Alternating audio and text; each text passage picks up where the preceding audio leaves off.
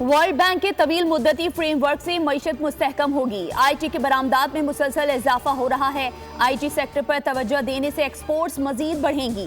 चीन ने गवादर में बतौर तोहफा एयरपोर्ट तामीर किया है। वज़ीर आज़म का काबीना इजलास से खिताब, कहा पाकिस्तान के बड़े एयरपोर्ट्स में गवादर एयरपोर्ट का शुमार होता है। वफाकी काबीना इजलास का एलामिया जारी, ECC के 6 और 17 जनवरी के फैसलों की तौसीक कर दी।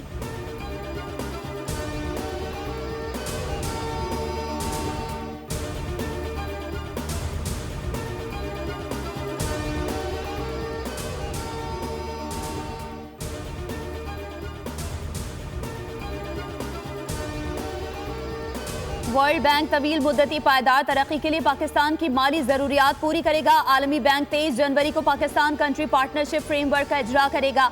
10 साला प्लान 2026 से 35 के तहत पाकिस्तान को $20 अरब दिए जाएंगे। आलमी बैंक के नायब सदर बराए जनूबी Asia Martin Raiser country framework का बाकायदा इजरा करेंगे।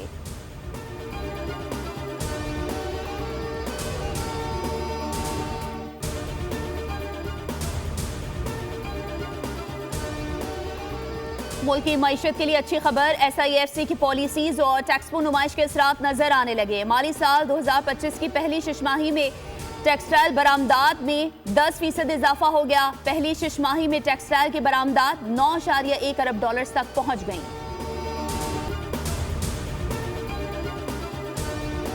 वज़ीर आज़म का पाकिस्तान तहरीक इंसाफ के मुतालबात के जवाब को इत्तेहादियों के मुशावरत से फाइनल करने का हुक्म। हुकूमती मुज़ाकराती कमेटी ने वज़ीर आज़म को तमाम सूरत हाल से आगाह कर दिया।